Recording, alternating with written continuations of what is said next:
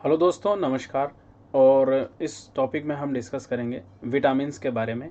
Last session में हमने देखा था कि जो कार्बोहाइड्रेट और वसा वगैरह और प्रोटीन वगैरह है वो किस किस टाइप के होते हैं, क्या होते हैं, किससे बने होते हैं, वो सब चीज़ें हमने समझी। विटामिन्स जो है वो माइनर मिनरल्स में आते हैं मतलब, और माइनर में हमने ये देखा था कि एक्चुअली ये रक्षात्मक खाद्य होते हैं, यानी कि इनका हमें बॉडी में होना बहुत आवश्यक होता है, लेकिन डेली सोर्स के रूप में ज़रूरी नहीं है कि ये हमें मिले। लेकिन कार्बोहाइड्रेट डेली हो ज़रूरी है, वो हमारी बॉडी में होना चाहिए, मतलब हमें सोर्स के रूप में खाद्यान्न में हमारे पास में होना चाहिए। तो ये हमारे उपापचय नियंत्रक होते हैं, यानी कि हमारी जो मेटाबॉलिक एक्टिविटीज़ जो होती है बॉडी में उसके नियंत्रक होते हैं। तो इन्हें रक्षात्मक खाद्य बोला जाता है, यानी कि हमें किसी न किसी बीमारी से बचाने का काम करते हैं। ठीक है। इनकी कमी से अभाव रोग होते हैं, ये हमने देखा ही है।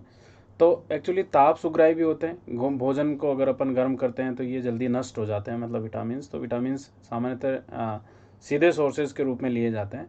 तो इनको विलेयता के आधार पर दो भागों में बांटे हैं। विलेयता किस में? हमारी बॉडी में इनकी विलेयता को लेके, मतलब कि कुछ विटामिन ऐसे होते हैं जो हमारी बॉडी में पानी के साथ में मिल जाते हैं। पानी के साथ में मिलेंगे तो उनका उत्सर्जन हो जाना है, मतलब क्यों? क्योंकि वो सामान्यतः विटामिन जो है वो बॉडी में पानी के साथ में घुल के और हम उसे मूत्र के माध्यम से इनके जरिए उत्सर्जन कर देंगे। तो ये एक्चुअली विटामिन B12 को छोड़ के जो है वो बाकी सारे के सारे बी और जो सी विटामिन है वो सारे के सारे पानी में सोल्यूबल है। तो आप ऐसे B C मतलब भैंस जो है वो पानी में गई, ऐसे याद रख सकते हो। और दूसरा होता है फैट सोल्यूबल। फैट सोल्यूबल जो ADE की बाकी बच्चे विटामिन है ना, वो सारे के सारे फैट सोल्यूबल हैं। फैट मतलब जो हमारी वसा में घुल जाते हैं, और वसा में घुलने के बाद में फिर जो है ये भोजन के मतलब अपने बॉडी में संग्रहित हो जाते हैं कुछ लिमिटेड टाइम के लिए, मतलब ठीक है। तो पहला, सबसे पहले जो विटामिन है वो अपन बात करते हैं ए के बारे में। विटामिन ए जो है उसका जो नाम है, बायोलॉजिकल जो नाम है, सामान्यतः रेटिनोल के नाम से इसे जाना जाता है। रेटिनोल को आप रेटिना से याद रख सकते हो। और रेटिना एक्चुअली हमारे, आपको पता है कि आँख का एक महत्वपूर्ण अंग होता है। अगर आप ये फ़ोटो देखोगे तो ये हमारे रेटिना है, ठीक है, ये यहाँ पर। अब रेटिना में कुछ सेल्स होती है। रेटिना में एक्चुअली दो सेल्स हैं, है ना, जो विज़न के लिए ज़रूरी है। एक होती है रोड सेल और एक होती है कोन सेल। तो जो रोड सेल होती है ना, ये तो होती है कि हमें लाइट में विशेष रूप से देखने में जिम्मेदार होती है, मतलब जो हम देख पा रहे हैं लाइट में, रिन में, ये रोड सेल्स के लिए है। या आप जो बाद में अंधेरा होता है तो उसमें भी विशेष रूप से आप देख पाते हो।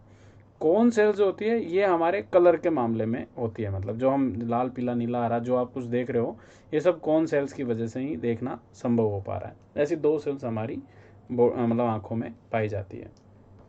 अब आप देखो तो ये रोड सेल्स जो होती है ना, इनके लिए ज़रूरी होता है रोडोप्सिन, मतलब जो रोड सेल्स के लिए मतलब इनको एक्टिव करता है, मतलब है ना। तो रोडोप्सिन जो होता है वो हमारे यकृत में होता है, लीवर में होता है। और लीवर में इसका संश्लेषण, यानी कि इसको विशेष रूप से सिंथेसिस कौन करेगा इसका? तो इसका सिंथेसिस करता है विटामिन ए, मतलब। तो जब अपन विटामिन ए लेते हैं ना, तो उसके माध्यम से यकृत में रोडोप्सिन का संश्लेषण होता है।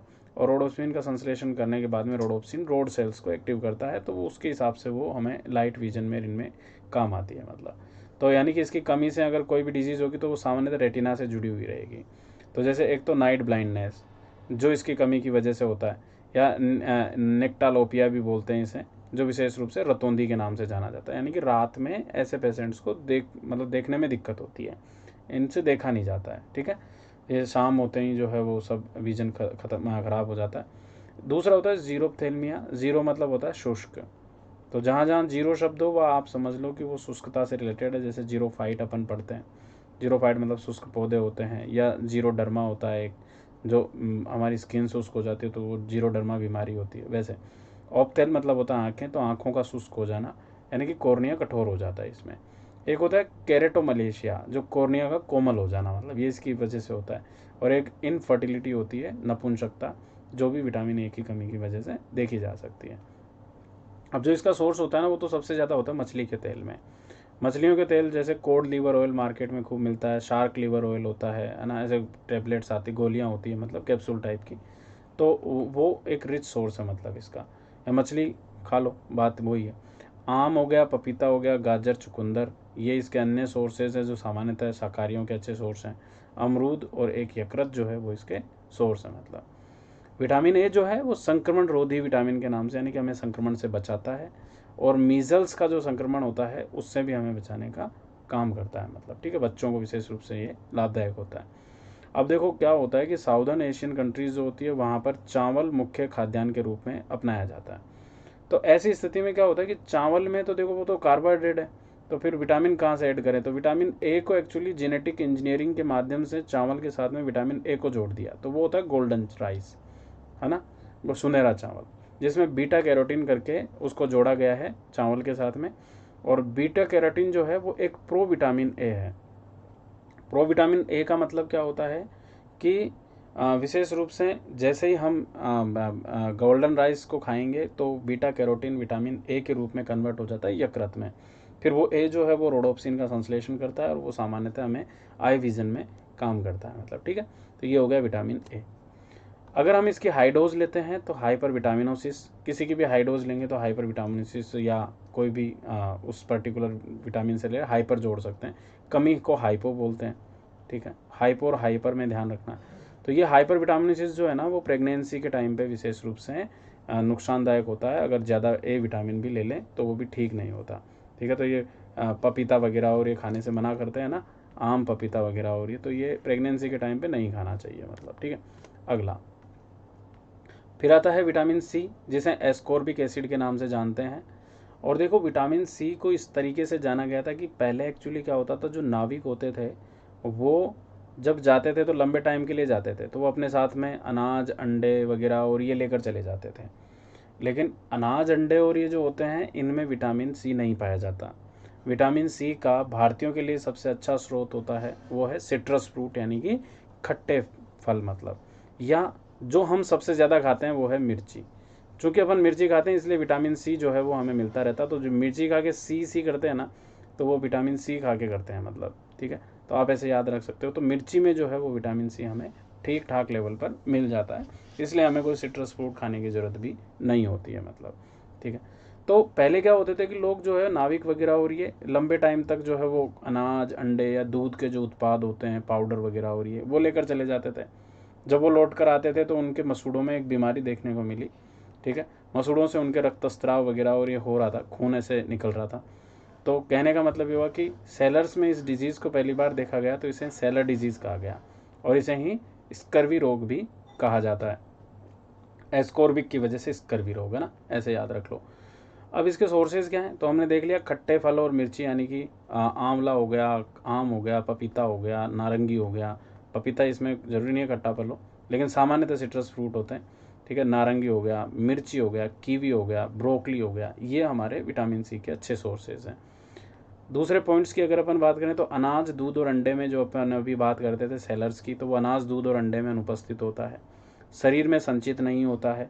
जैसे अपन ने बी और सी की बात की कि ये वाटर में घुलनशील होते हैं ना, तो शरीर में संचित नहीं होंगे। गर्म करने पर नॉर्मली विटामिन सबसे पहले नष्ट होते हैं और प्रतिरक्षा तंत्र को जो है ये मजबूत करते हैं, हमारे टिश्यूज़ को रिपेयर करते हैं, मतलब न्यूरोट्रांसमीटर के रूप में भी काम करते हैं मतलब सामान्यतः। एंटीऑक्सीडेंट्स भी होते हैं जो ऑक्सीडेशन को बचाते हैं बॉडी में, मतलब पानी और इलेक्ट्रोलाइट्स की कमी को कम करने का काम करते हैं मतलब सामान्यतः, ठीक है। और कैंसर और कॉमन कोल्ड के ट्रीटमेंट में भी जो है वो विटामिन का प्रयोग किया जाता है, विटामिन सी का, ठीक है। तो सामान्यतः कॉमन कोल्ड बीमारियां वगैरह होती है तो विटामिन सी भी दिया जाता है मतलब, ठीक है। तो कैंसर और विटामिन में किस विटामिन का, तो सामान्यतः सी का यूज़ करते हैं। फिर आता है डी मतलब कैल्सीफेरॉल, कैल्शियम। कैल्शियम हमने समझा कि कैल्शियम सामान्यतः हड्डियों के लिए होता है मतलब, तो इसका जो हड्डियों के लिए विटामिन डी की गोलियां देते हैं ना, कैल्शियम की गोलियां तुरंत प्रोवाइड करवाते हैं, तो वो विटामिन डी की गोलियां होती है। तो एक्चुअली क्या होता है कि इस कैल्शियम की वजह से हड्डियों से रिलेटेड बीमारी होगी ना, तो एक तो बीमारी होती है रिकेट्स। रिकेट्स बीमारी एक्चुअली क्या होती है कि इस तरीके के पैर हो जाते हैं, ऐसे रैकेट नहीं होता अपने खेलने का, टेनिस खेलने का जो रैकेट होता है, तो रैकेट की तरह हो जाता है, तो वो रिकेट हो जाता है मतलब, है ना। तो रिकेट हो जाता है। रिकेट एक्चुअली क्या है कि बच्चों में ज़्यादा होती है और जो बड़ों में होती है ना वो विटामिन डी की कमी से होती है, ओस्टियोमालेशिया। माल मतलब होता है खराब, ठीक है, और ओस्टियो मतलब होता है हड्डी। जहाँ जहाँ होस्टियो हो तो वो आप हड्डी से रिलेट कर सकते हो मतलब कहीं पर भी, ठीक है। तो जो ओस्टियो और माल मतलब खराब, तो अगर मान लो हड्डियाँ खराब हो जाए, हड्डियाँ जो है वो मृदु हो जाए, तो इसको बोलते हैं अस्थि मृदुता।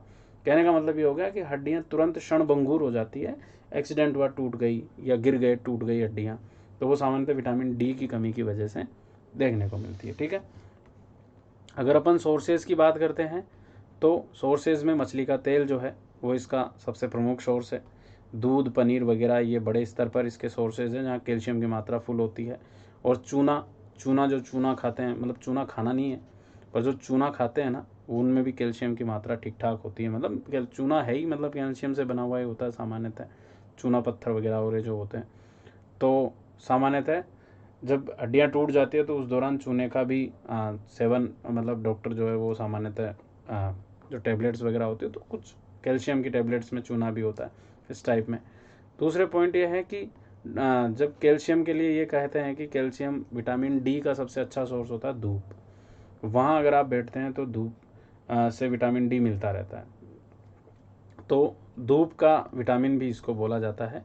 ठीक है, और इसके अलावा एक विटामिन, ये एकमात्र ऐसा विटामिन भी है जो स्टेरॉइड की तरह काम करता है, मतलब। ठीक है, तो वो अभी अपन समझते हैं। देखो एक्चुअली क्या होता है कि जैसे हमारी बॉडी में क्या होता है कि जनरली पहले से ही कैल्शियम वगैरह और ये हमारी हड्डियों में, तो ये संश्लेषण में काम आता है, मतलब। तो जब हम धूप में होते हैं तो धूप की वजह से जो है, वजह से हमारी हड्डी में कोलेस्ट्रॉल है ना, 7 डिहाइड्रो कोलेस्ट्रॉल करके हमारे पास में अवेलेबल है, मान लो बॉडी में। ठीक है, तो एक्चुअली क्या होता है, कोलेस्ट्रॉल विटामिन डी की तरह काम करने लग जाता है जब हम धूप में होते हैं।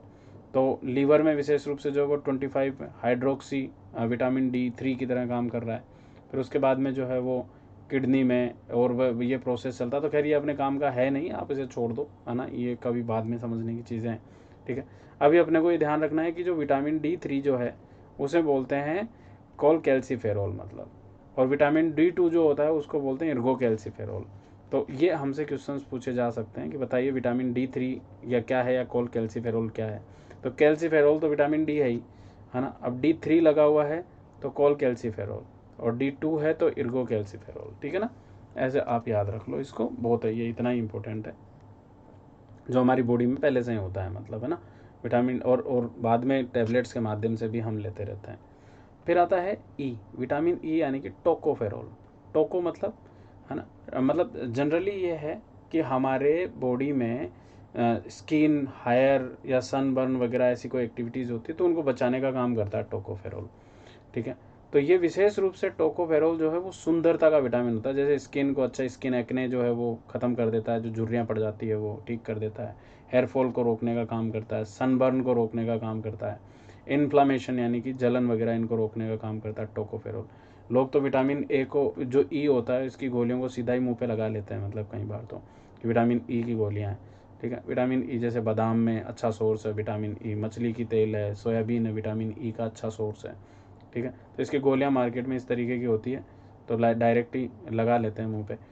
और एक सबसे महत्वपूर्ण होता है विटामिन ई, इनफर्टिलिटी को दूर करता है, यानी कि अगर इसकी कमी होती है तो इनफर्टिलिटी यानी कि नपुंसकता आती है, मतलब। ठीक है, तो ये आपको याद रखना है। एक तो इनफर्टिलिटी ई, है ना, तो टोकोफेरोल जो है, ई न टोको, तो वो आप याद रखना, टोकोफेरोल जो है वो इनफर्टिलिटी, प्रजनन क्षमता को बढ़ाता है।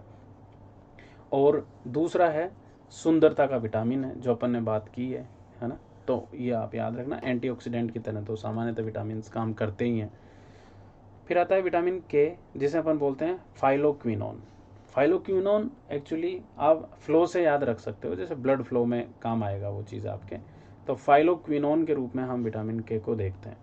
इसकी कमी की वजह से जो है वो शरीर में रक्त का थक्का नहीं बनता है। तो क्यों नहीं बनता? क्योंकि देखो क्या होता है कि हमारे शरीर में पहले से ही प्रोथ्रोम्बिन होता है, ये एंजाइम होते हैं, मतलब ये एक तरीके का प्रोटीन है प्रोथ्रोम्बिन। ये प्रोथ्रोम्बिन जो होता है वो इनएक्टिव फॉर्म में होता है, जैसे रोडोप्सिन होता है वैसे ही, मतलब। तो इस प्रोथ्रोम्बिन को विटामिन के जो है वो एक्टिव फॉर्म में कर देता है, यानी कि थ्रोम्बिन बना देता है। और फिर ये थ्रोम्बिन क्या करता है कि पहले से अपने एक प्रोटीन है फाइब्रिनोजन, जो फाइब्रिनोजन प्रोटीन होता है ना वो इनएक्टिव में होता है, जिसको थ्रोम्बिन एक्टिव फॉर्म में बदल देता है और ये फाइब्रिन में कन्वर्ट हो जाता है। अब जैसे ये फाइब्रिन में कन्वर्ट हुआ ना, तो होता क्या है कि फाइब्रिन मतलब फाइबर। ठीक है, तो आप ऐसे याद रख लो कि हमारे कोई भी जैसे घाव बना, हमने चोट लगी, तो चोट लगने के बाद में ब्लड फ्लो होता जा रहा है, ब्लड बाहर निकल रहा है, तो ब्लड में फाइब्रिन, फाइब्रिनोजन वगैरह ये सब रहेंगे, मतलब, है ना। तो ये तुरंत क्या करेगी, फाइब्रिन से ऐसे जालियाँ फैला लेगा, ठीक है, जाल बन जाएगा हमारे यहाँ पर कुछ समय बाद में। फिर उस जाल में क्या होता है कि ये प्लेटिलेट्स आती है, अपने प्लेटिलेट्स क्या करती है, आके उस जाल में जाके लेट जाती है, मतलब बढ़िया कुर्सी बन गई इनके लिए, तो ये इसमें आके लेट गई, तो प्लेटिलेट, और इसकी वजह से क्या हुआ कि ये रक्त का जो है वो थक्का बन गया, मतलब है ना, ऐसे एक क्लोट बन गया यहाँ पर। और इस क्लोट के बनने की वजह से क्या होता है कि वो ब्लड फ्लो जो हो रहा था बाहर की ओर वो रुक जाता है। मतलब अगर मान लो किसी के ये नहीं हो, है ना, या जनरली विटामिन के की कमी होती है, तो फिर रक्त स्कंदन नहीं हो पाता, यानी कि ब्लड क्लोट नहीं हो पाता, रक्त का थक्का नहीं बनता, तो उसको बोलते हैं हेमरेज, है ना, ऐसा हेमरेज हो जाता है। कई बार जैसे ब्रेन हेमरेज आपने देखा होगा, ब्रेन हेमरेज में क्या होता है जनरली, वो ब्रेन में चोट लगने की वजह से खून बाहर फ्लो होने लग जाता है, मतलब तो वो रक्त का थक्का नहीं बना, वो हेमरेज हो गया। ऐसा नहीं है कि ब्रेन में मतलब कोई विटामिन के की वजह की कमी की वजह से ऐसा हो गया, पर वो तो जनरल अपन बता रहे हैं कि भाई वो खून बाहर फ्लो होने लग गया है तो वो हेमरेज हो गया, मतलब तो इस तरीका का ये एक्टिविटी हो जाती है, मतलब ठीक है, तो रक्त का थक्का नहीं बनता है। अभी हमें कहाँ से मिलता है सबसे ज़्यादा, तो ये हरी पत्तेदार सब्जियों से जो है वो ये हमें देखने को सबसे ज़्यादा मिलेगा, सोर्स इसका ही है, तो ये याद रखना है कि हरे पत्तेदार सब्जियां खूब खाओ। इसके दूसरे पॉइंट्स की अगर अपन बात करें तो आंत्र में जीवाणुओं के द्वारा बनता है ना, विटामिन के, और रक्त स्कंदन कारकों के निर्माण में ये सहायक होता है, जो हमने समझा। अब नेक्स्ट आता है विटामिन बी कॉम्प्लेक्स। सी हमने समझ ही लिया था, अब विटामिन बी कॉम्प्लेक्स आ रहा है। सबसे पहले ए रेटिनॉल होता है, ठीक है, फिर हमने देखा सी जो एस्कॉर्बिक एसिड होता है, फिर हमने समझा डी ये कैल्सीफेरॉल होता है, और फिर आपने के समझा, तो ये के जो होता है ये आपके हो गया फाइलोक्विनोन जिसे अपन बोलते हैं। और फिर एक हमने ई भी देखा ना, तो ई हो गया टोकोफेरॉल, मतलब है ना, ई जो है वो सुंदरता का विटामिन होता है, इनफर्टिलिटी इससे इसके नहीं होने से इनफर्टिलिटी होती है। के जो है वो फिलो फाइलोक्विनोन है ही, जो रक्त का थक्का बनाने में काम आता है। डी जो है वो मतलब एक तरीके से कैल्सीफेरोल है, जनरली जो हमारी बॉडी के लिए, हड्डियों के लिए ठीक है। सी स्कर्बिक एसिड है, एस्कॉर्बिक एसिड वो नाविक वाला याद रखो। ए जो है वो आपको रेटिनॉल, रेटिना से याद रखो, मतलब उसमें भी इनफर्टिलिटी होती है अगर ऐसी कोई समस्या होती है तो। अब बात आती है विटामिन बी कॉम्प्लेक्स की। विटामिन बी कॉम्प्लेक्स जो है वो सामान्यतः देखो कुछ विटामिन होते हैं, मतलब इसमें जैसे विटामिन बी वन जो है, वो विटामिन बी वन को हम केमिकल नाम है थियामीन।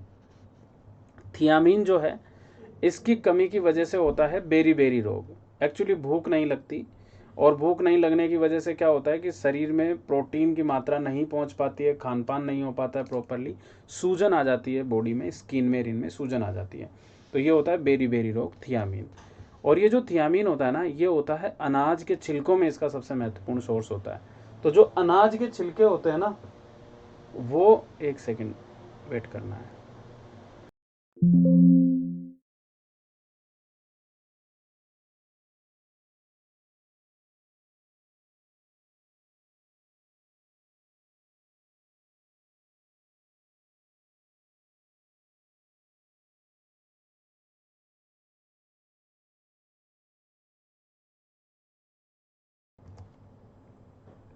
ठीक है, तो एक तो हो गया हमारे कि अनाज के छिलकों में विशेष रूप से जो है ये हमें देखने को मिलता है, ठीक है। और हम क्या करते हैं, अनाज के पॉलिश कर देते हैं, तो पॉलिश्ड अनाज जो होता है ना, जो हम खाद्यान्न लेते हैं, वो ठीक नहीं होता, उसमें विटामिन बी वन खत्म हो जाता है, ठीक है। दूसरा होता है विटामिन बी टू, जिसको बोलते हैं राइबोफ्लेविन। और राइबोफ्लेविन एक्चुअली क्या है, इसको लैक्टोफ्लेविन भी बोलते हैं, मतलब ठीक है। तो अगर मान लो कभी क्वेश्चन आ जाए कि बताइए लैक्टोफ्लेविन या राइबोफ्लेविन किसे किसे बोला जाता है, तो ये दूध में होता है, मतलब सामान्यतः, है ना। और दूध में जैसे कि जो गाय का दूध होता है उसमें सामान्यतः हमें ये देखने को मिलेगा। इसकी कमी की वजह से जो है वो किलोसिस, किलोसिस एक्चुअली होठ विदरण बोलते हैं इसको, यानी कि होठों के किनारे पर जो है वो हमारे ये फट जाते हैं, मतलब इस टाइप की एक्टिविटी हो जाती है। तो आप याद रखना कि B2 के जो होठ हैं वो किलो किलो के हो गए ना, तो किलोसिस हो गया, ठीक है। और ये लैक्टोफ्लेविन के नाम से जाना जाता है। विटामिन जी भी इसे कहते हैं, है ना, ये याद रखना। मान लो विटामिन जी आप कभी नहीं कहीं नहीं पढ़ते हो, मान लो पूछ ले कि विटामिन जी किसे कहा जाता है, तो विटामिन B2 को जो है तो विटामिन जी के नाम से भी जाना जाता है। दूसरा आता है विटामिन B3, यह है नियासिन। नियासिन को निकोटेनिक एसिड भी बोलते हैं, और इसकी कमी की वजह से पेलाग्रा डिजीज होती है। पेलाग्रा को अपन 4D डिजीज के नाम से भी जानते हैं। तो निया पेलाग्रा, है ना, वो ऐसे याद रख लो आप। तो इसमें क्या होता है, 4D का मतलब होता है, देखो एक 4D डिजीज़ आप कहीं पर भी वो किशोर स्वास्थ्य से जोड़ना मत, मतलब वो एक अलग चीज़ है।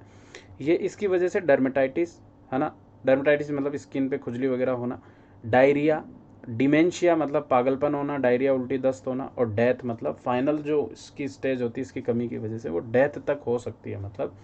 तो डर्मेटाइसिस, डायरिया, डिमेंशिया, डेथ जैसी बीमारियां हो सकती है, जिसे पेलाग्रा के नाम से जानते हैं। 4D disease. Vitamin B3, vitamin B4 जैसा कुछ होता नहीं है ना।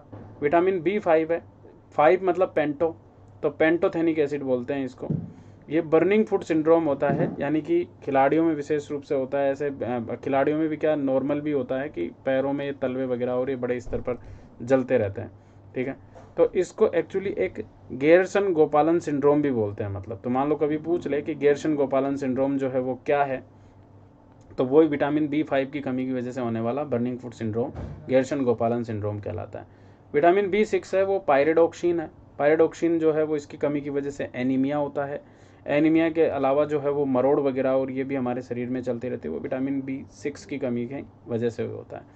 विटामिन B7 जो है वो बायोटिन है। बायोटिन की कमी की वजह से बाल झड़ते हैं, और इसे हेयर विटामिन की वजह से इसे विटामिन H भी बोला जाता है मतलब। फिर आता है विटामिन B9, जो फोलिक एसिड होता है। फोलिक एसिड की गोलियां देते हैं ना महिलाओं को और इनको, तो वो एनीमिया इसकी कमी की वजह से होता है मेनली, तो इसलिए एनीमिया दूर करने के लिए फोलिक एसिड की गोलियां दी जाती है।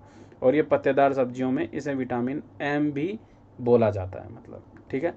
और फिर विटामिन B12 होता है, जो होता है साइनोकोबालेमिन, जो पर्नीसियस एनीमिया के नाम से इसकी कमी की वजह से बीमारी होती है। प्राणशी रक्त अल्पता, यानी कि एक ऐसी रक्त अल्पता जिसकी वजह से प्राण भी जा सकते हैं मतलब वैसे।